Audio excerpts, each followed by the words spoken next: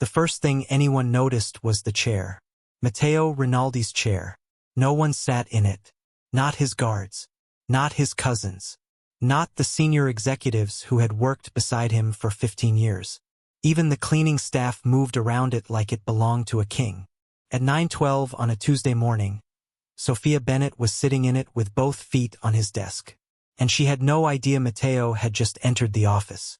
"Cancel the meeting," she said in a deep, ridiculous imitation of his voice. 3 employees near the glass wall covered their mouths. Sophia picked up Matteo's expensive fountain pen and pointed it toward the coffee machine. "The espresso is weak today. Someone has betrayed the family." A secretary snorted. Sophia became bolder. She leaned back dramatically. "And whoever moved my stapler 2 inches to the left." She narrowed her eyes. "Will be questioned." The entire office broke into laughter. Then every face changed. Sophia noticed the silence first. She slowly lowered the pen. One employee was staring behind her with the expression of a man watching a car crash happen in slow motion. Sophia turned.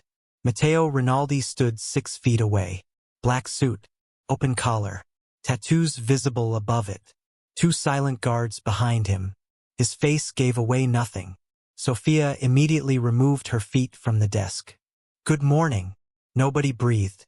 Matteo looked at his chair, then at the pen, then at Sophia.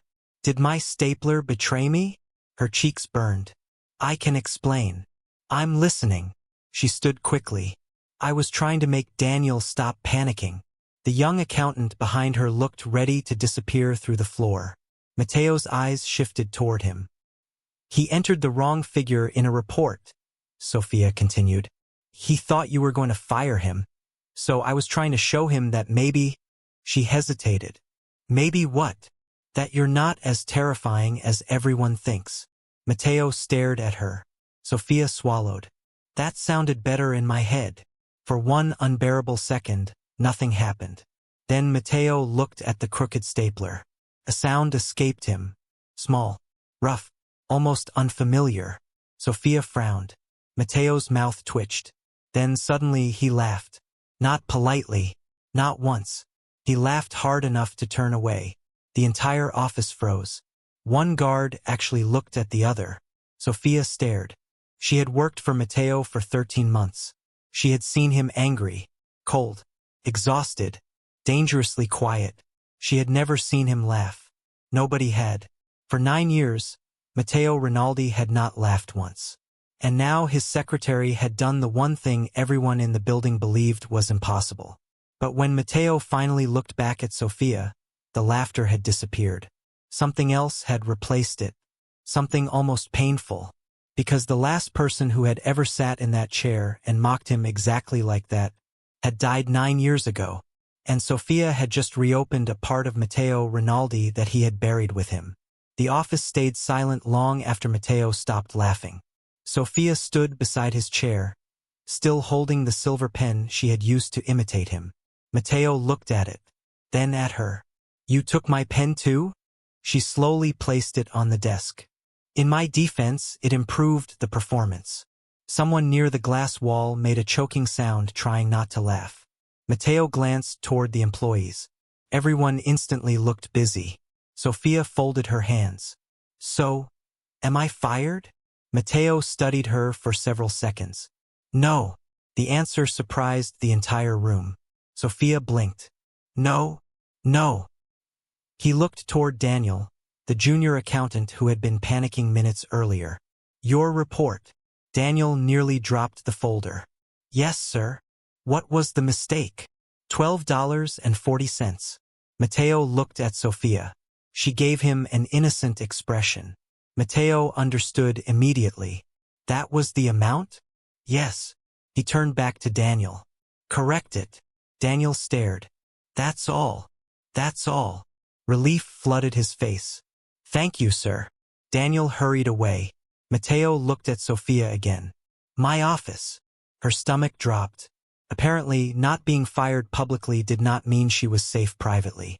She followed him through the large wooden doors. Matteo closed them behind her. Sophia remained standing. He walked toward the window.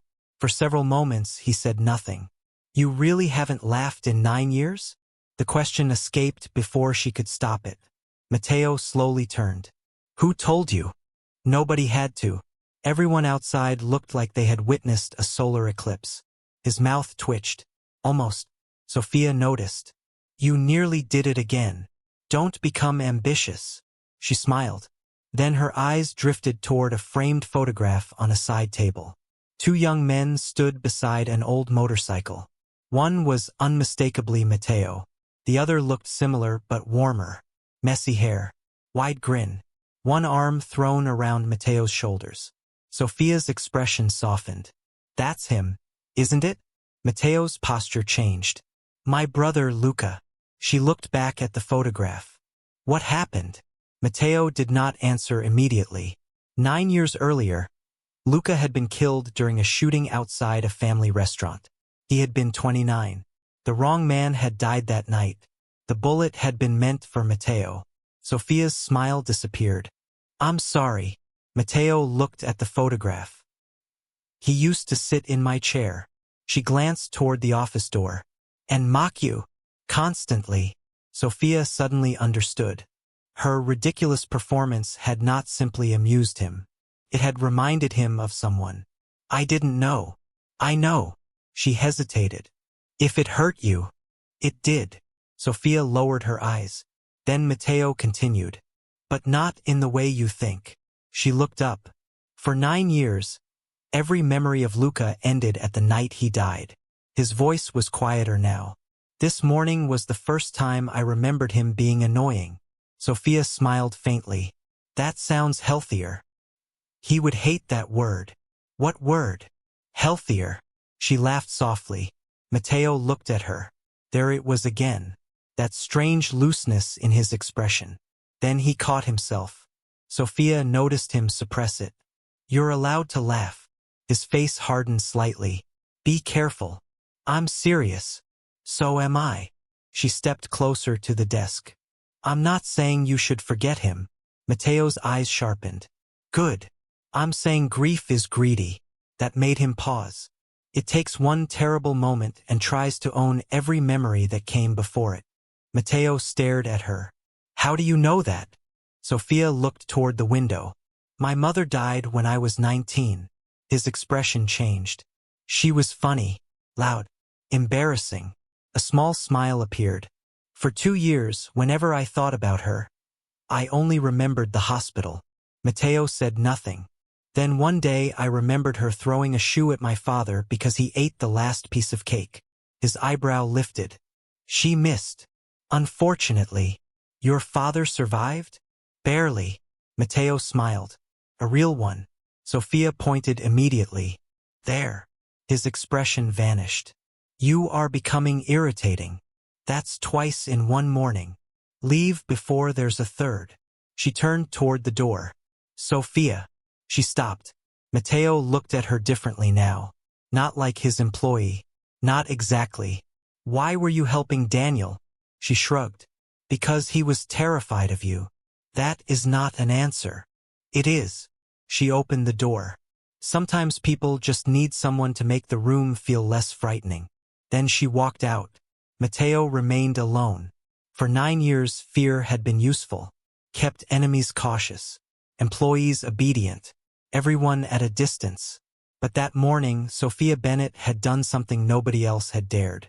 She had made his office ridiculous. Made his employees laugh. Made him remember his brother alive instead of dead. And when Matteo looked through the glass wall and saw Sophia comforting Daniel again, he realized something far more unsettling than laughter had returned.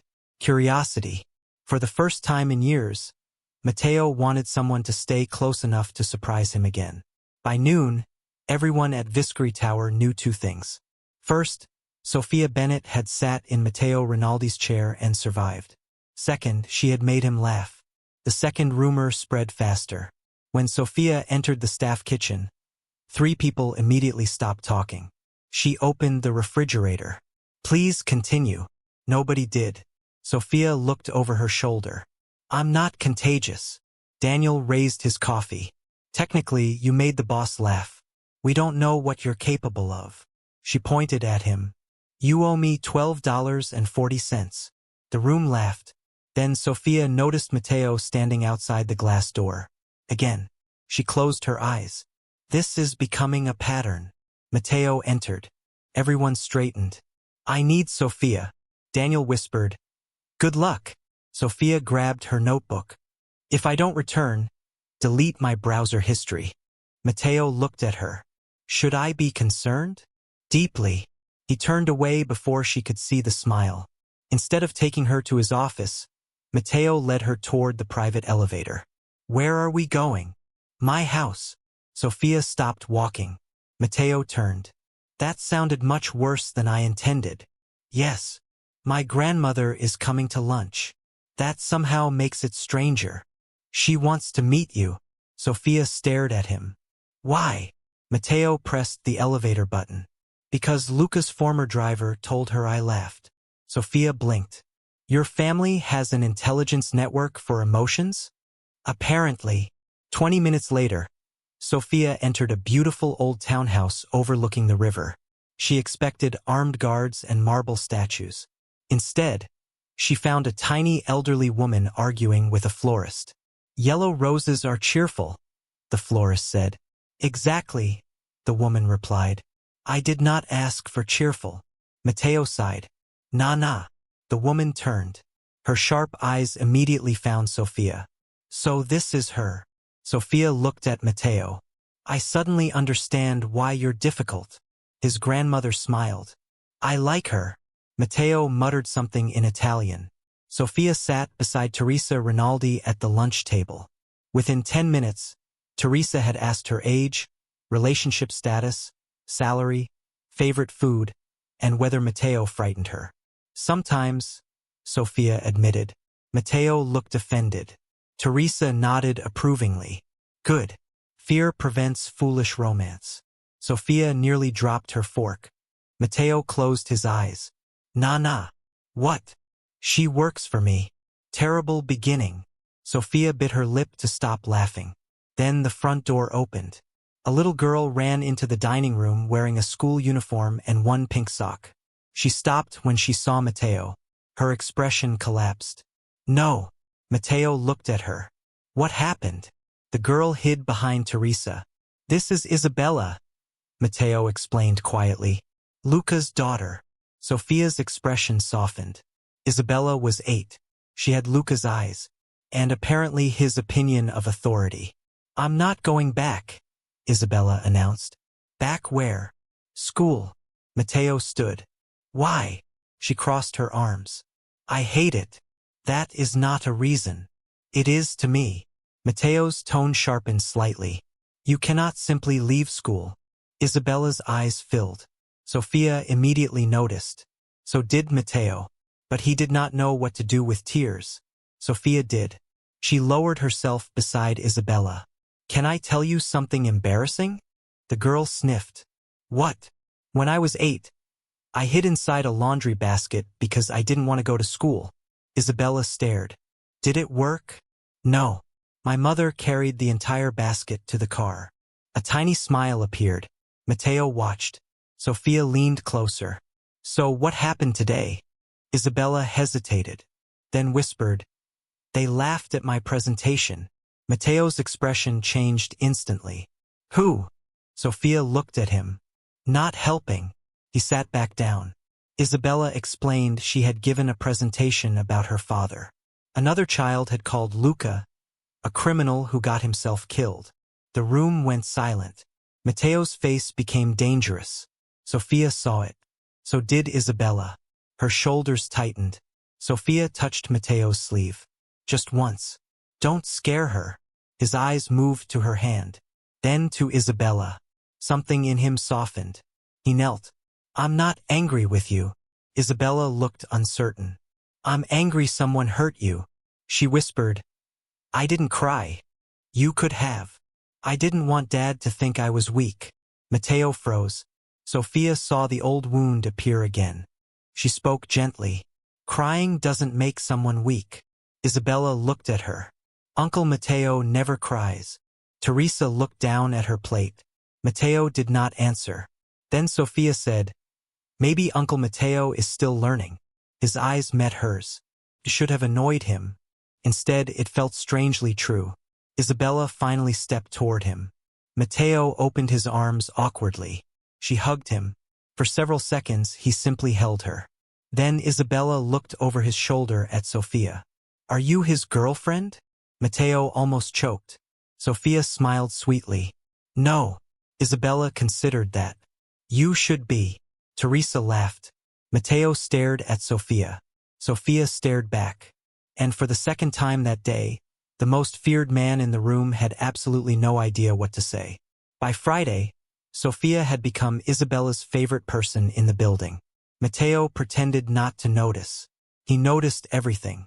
He noticed Isabella waiting near Sophia's desk after school. He noticed Sophia keeping coloring pencils beside quarterly reports. He noticed that whenever Isabella laughed, Sophia always looked toward Mateo first, as if checking whether he was allowing himself to enjoy it too. That irritated him more than it should have, because every time she looked, he usually was. That afternoon, Mateo found Sophia kneeling on the carpet outside his private conference room. Isabella sat beside her. Between them was a cardboard box. Mateo stopped. "What is that?" Sophia looked up. "A highly classified operation." Isabella whispered loudly. "We're building a castle." Mateo looked at the box. "That is not a castle." Sophia gasped. "Isabella, he has insulted the architecture." Isabella covered her mouth, laughing. Mateo almost smiled. Then he noticed a handwritten sign taped to the side. "No serious men allowed." He stared at Sophia. "Really? It was her idea. It was your handwriting. Children require administrative support." Isabella stood. "Uncle Mateo, you can come inside if you answer one question." Mateo folded his arms. "What question? What was Dad's favorite dessert?" The room changed. Sophia saw it immediately. Mateo's expression became still. Isabella waited. He should have known. He had shared hundreds of meals with Luca. But for some reason, every memory arriving first was serious. Family meetings, arguments, hospital corridors, the funeral. Mateo hated that. "I don't remember." Isabella's face fell. Sophia intervened gently. "That's okay." "No," Mateo said. He looked at his niece. "I should remember." Isabella shrugged as if protecting him. "Grandma doesn't know either." Mateo crouched beside the cardboard castle. "Give me another question." Isabella thought. "What song did he sing badly?" Mateo froze. Then something surfaced. Kitchen. Luca holding a wooden spoon like a microphone. Their mother yelling from another room. Mateo's mouth twitched. "Volare." Isabella brightened. "He sang that. Terribly." "How terrible." "Criminally." Sophia laughed. Mateo looked at her. Then, to Isabella's shock, he sang one deliberately awful line. Isabella screamed with laughter. Sophia stared at him. "What?" She shook her head. "Nothing. That is never nothing. I just didn't expect the terrifying Matteo Rinaldi to sound like an injured accordion." He gave her a dangerous look. Isabella laughed harder. For the next 20 minutes, they sat on the floor. Not at a board table. Not behind a locked office door. On the carpet. Talking about Luca. Matteo remembered more once he stopped trying to remember correctly. Luca hated olives. He cheated at cards.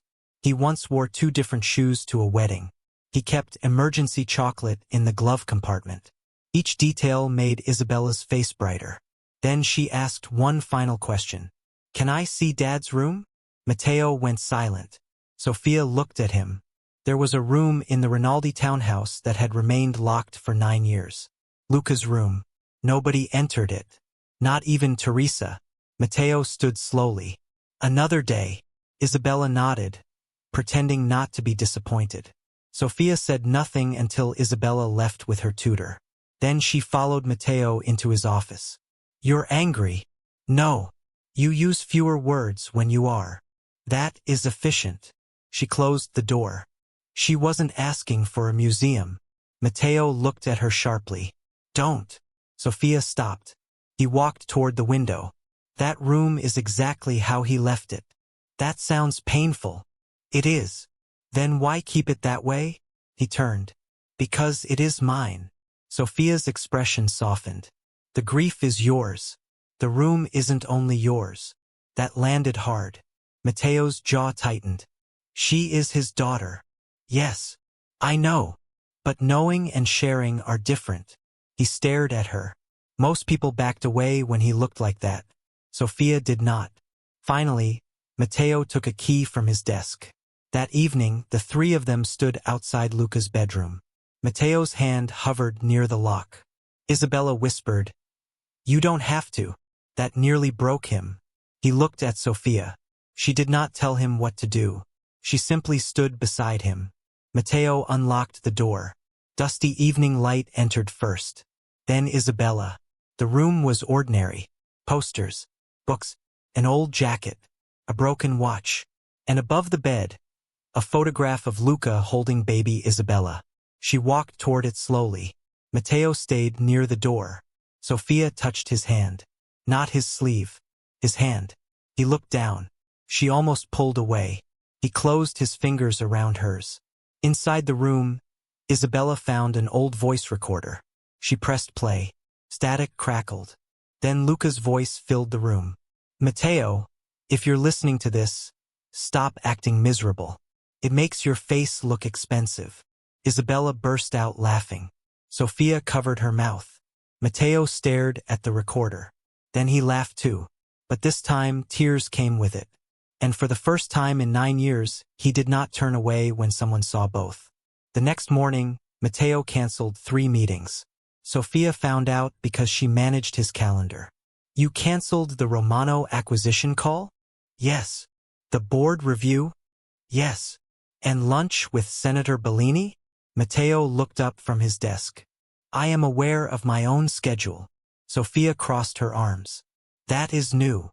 He almost smiled. "Isabella wants pancakes." Sophia stared at him. "You canceled half a day for pancakes?" she asked. "That might be the most shocking thing you've done all week." Mateo leaned back. "More shocking than laughing?" "Much." He looked toward the photograph of Luca. Something had shifted since opening that room. Not dramatically. Mateo was still Mateo. People still lowered their voices when he entered. Guards still moved before he asked. But the coldness around him no longer felt permanent. Sophia noticed it. So did everyone else. That evening, Teresa invited Sophia to dinner. Sophia arrived expecting something small.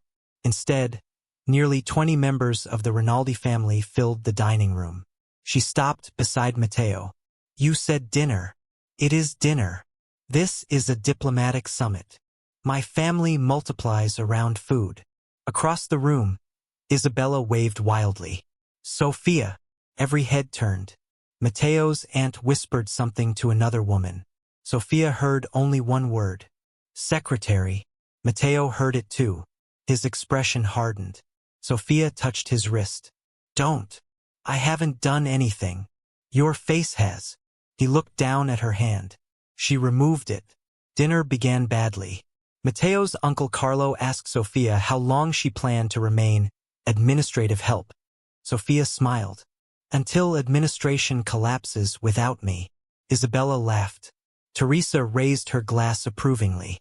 Carlo did not. Then a beautiful woman entered the dining room. Tall, elegant, dark hair, expensive green dress. Mateo stood. Sophia immediately noticed. The woman kissed Teresa's cheek, greeted several relatives, then looked at Mateo. "Still impossible?" Mateo sighed. "Chiara." Sophia looked between them. Chiara Bellini, daughter of one of the most powerful families in the city. And, judging by the way the older relatives suddenly became interested, clearly not just a family friend. Chiara sat opposite Sophia. "You must be the secretary." Sophia forced a polite smile. "I must be." Chiara looked at Mateo. "So this is why your mother called me." Mateo's eyes narrowed. "My mother called you?" Carlo laughed. "Enough pretending." Sophia felt the atmosphere change. Mateo turned toward him. "Pretending what?" "That this little phase is serious." Silence spread across the table. Sophia set down her fork. Mateo's voice lowered. Explain. Carlo looked at Sophia as though she were furniture. The family has tolerated enough distractions. Chiara was always the sensible choice. Sophia's stomach tightened. Matteo went completely still. Chiara looked irritated. Oh, for heaven's sake. Carlo continued. You need stability. Proper alliance. Not an employee who makes you laugh and suddenly believes she belongs at this table. Matteo pushed back his chair. Sophia caught his sleeve. No. He looked at her. I can handle this. Carlo smiled. Can you? Sophia turned toward him. Yes. She stood. I didn't ask to belong at your table. Carlo's smile faded slightly. I came because Teresa invited me. Teresa nodded firmly. And I work for Matteo because I am good at my job. Carlo opened his mouth. Sophia continued. If you dislike me because I'm his secretary, that sounds like your problem. Isabella grinned. Matteo stared at Sophia. Proud. Dangerously proud. Then Chiara suddenly laughed. Everyone looked at her. I like her. Carlo looked horrified. Chiara leaned back. And for the record, I have no intention of marrying Matteo. Sophia blinked. Matteo closed his eyes. Thank you. Chiara pointed at him. Don't thank me. I rejected you first. You absolutely did not. I emotionally rejected you. Sophia tried not to laugh. Teresa failed completely. For a few seconds, even Matteo smiled. Then Carlo stood. This family has become ridiculous. Matteo looked at him calmly. No. His voice was quiet now. This family became afraid of anything that did not look like control. The room went still. He glanced at Isabella, then at Sophia. For 9 years, I confused silence with strength. Carlo scoffed. And now? Matteo looked directly at Sophia. Now I know better. Sophia's breath caught. Carlo left the room without another word. Dinner slowly resumed. Later, Sophia stepped onto the balcony for air. Matteo followed. You didn't have to defend me. I wasn't defending you. She turned. No, I was correcting him. That sounds very Mafia Boss. It is difficult to recover completely. She laughed softly. Matteo moved closer. Did Chiara bother you? Sophia hesitated. A little. His expression changed. Why? She looked at him. Don't make me say it. For once, Matteo understood immediately. He smiled. Were you jealous? Sophia pointed toward the door. I can still leave. He laughed. Then his expression softened. Sophia. Yes. I don't want Chiara. Her heart beat faster. I figured that out. I'm not finished. He stepped closer. I don't want an alliance. Another step. I don't want someone chosen for me. Sophia barely breathed. What do you want? Matteo looked directly into her eyes. You. The word landed harder than any confession she had expected. Then Sophia remembered something. I work for you. I know. That matters. I know. And Isabella loves me. I know. So before this becomes something complicated. It already is. She almost smiled. Matteo held out his hand. Not grabbing her. Not deciding for her. Offering. Sophia looked down at it. Then placed her hand in his. And for Matteo, that small choice meant more than every obedient yes he had received in 9 years. 3 weeks later, Sophia resigned. Matteo read the letter twice. You're leaving. Sophia stood across from his desk, still. I'm changing jobs. That sounds similar. It's not. Matteo lowered the paper. Explain. She took a breath. For 13 months, I've been your secretary. Then I became important to Isabella, your family, and apparently to you. You are changing me. That is exactly the problem. His expression hardened. Sophia stepped closer. I need to know that whatever happens between us is because you choose me as Sophia. Not because I made you laugh. Not because Isabella loves me. Not because your family thinks I fixed something. Matteo said nothing. I accepted an operations position at another company. His jaw tightened. When? Monday. You already accepted? Yes. For a second, the old controlling Matteo returned. Then he stopped himself. You want me to let you go? I want you to respect that I'm going. The silence stretched. Finally, Matteo nodded. I hate this. Sophia smiled faintly. I know. But I understand. Daniel brought cake. Teresa sent flowers. Isabella made Sophia a card with a badly drawn picture of Matteo smiling. Underneath, she had written, he looks less scary now. Sophia laughed. At 6, the office emptied. Matteo watched her pack the final box. You stole my stapler. She looked inside. I'm taking it as emotional compensation. That is theft. Call the police. He almost laughed. Sophia lifted the box. Matteo took it from her. I can carry that. I know. He carried it to the elevator. When the doors opened, Sophia turned. So this is it. No. Matteo reached into his jacket and handed her a small envelope. Inside was a reservation card for Friday at 8, at a tiny Italian restaurant by the river. Sophia looked up. What is this? A question. It looks like a reservation. The reservation exists whether you come or not. And if I don't? I eat alone. She studied him. No guards. Across the street. Matteo. He smiled. Friday. Sophia slipped the card into her bag. Maybe. The doors closed. Matteo understood that wanting someone did not give him the right to keep her. So he waited. Friday he arrived early. By 7:55 he had moved his water glass 3 times. At 8 exactly Sophia walked through the door. Not in office clothes. Not carrying a notebook. Just Sophia.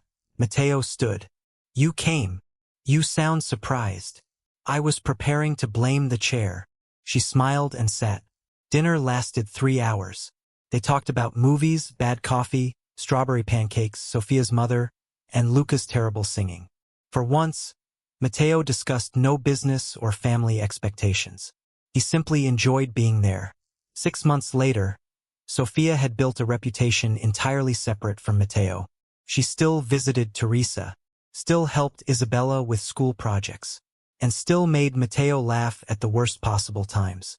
At Luca's memorial that year, Matteo stood before his family and told a story nobody had heard. Luca once hid Matteo's car keys because he refused to take a day off. The room laughed. Matteo laughed with them. No guilt followed. Later, Sophia found him alone on the terrace. You okay? He nodded. I remembered him happy today. She slipped her hand into his. Matteo smiled. For 9 years, grief had convinced him laughter meant betrayal. Sophia never healed him. She never replaced Luca. She reminded him love was not supposed to sound like silence forever. Matteo turned toward her. I have one question. Sophia narrowed her eyes. If this is about marriage, I'm leaving. He laughed. No. Good. Move in with me. She stared. That was not significantly less dramatic. You can say no. I know. He waited. Sophia smiled. Ask me again after pancakes. From inside, Isabella shouted. That means yes. Sophia groaned. Matteo laughed loudly. Then he leaned down and kissed Sophia softly. Not because she had rescued him. Not because she changed him. Because she saw the man beneath the silence and refused to fear or flatter him. And Matteo finally learned what Luca's death had buried. The people who loved him were never meant to live quietly around his pain. They were meant to bring life back into the room.